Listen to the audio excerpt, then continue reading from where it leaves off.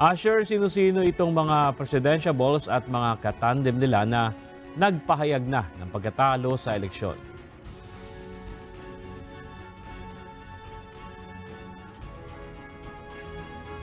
Mensahe kaugnay ng halalan para sa pagkapangulo. Bagaman hindi pa ito ang opisyal na huling bilang. Batay sa partial vote count ng Commission on Elections, pang-apat sa pwesto si Mayor Isko Moreno na naubusan ni Senador Manny Pacquiao na pumangatlo sa presidential race. Sa State of the City address nito ngayong hapon, binati ng alkalde si presidential candidate Ferdinand Bongbong Marcos Jr. at kanyang pamilya. Aniya, pinili ng higit sa nakararami niyang nating mga kababayan si Bongbong Marcos bilang susunod na Pangulo ng bansa. Nakinikinita na natin, malapit na rin naman yan maging opisyal, no, na meron na pong pinili ang taong bayan, ang bawat Pilipino.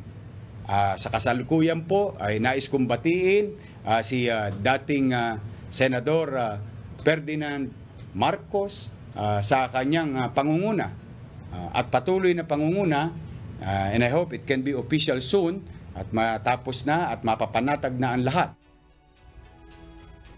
Nagpasalamat rin si Mayor Isko sa mga sumuporta at bumoto sa kanya. Ngunit nanawagan ito sa lahat na irespeto ang boto ng mamamayan at suportahan ang gobyerno. Muli nitong binigyan diin na ang tunay na kalaban ng Pilipino ay ang kahirapan. Tayo na mga mamamayan ay may responsibilidad na suportahan, tumulong at makiisa sa mga gawain, layunin ng susunod na administrasyon.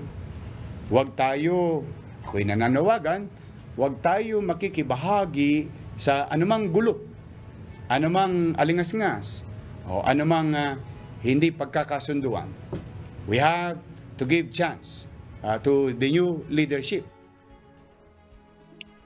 Hindi naman direktang sinabi ni Presidential Aspirant Ping Lacson na nagko-concede o sumusuko na siya sa laban sa pagkapangulo ng Pilipinas. Ngunit sa kanyang social media post, sinabi nito na uuwi na siya upang paglingkuran naman ang kanyang pamilya matapos ang mahabang panahon ng paglilingkod sa taong bayan.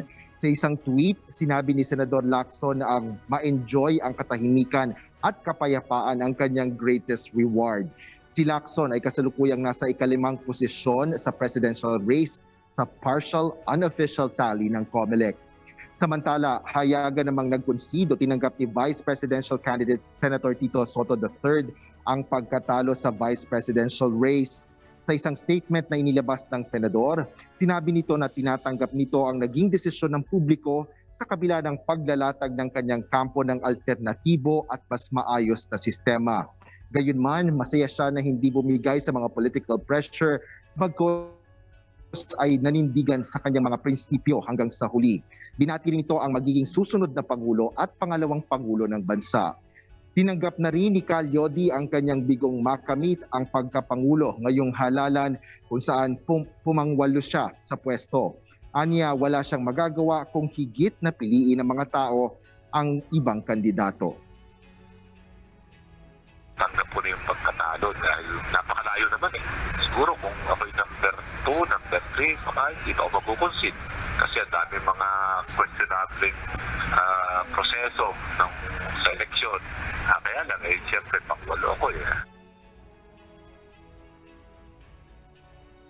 Bernard, dito sa Manila City Hall sa lungsod ng Maynila ay hindi na nagpaunlak pa ng panayam ang sa media si Mayor Isko Moreno Dumagoso. Ngunit sa kanyang talumpati sa State of the City address kanina ay sinabi nito na tatapusin niya ang lahat ng kanyang mga trabaho hanggang sa huling araw ng kanyang panunungkulan.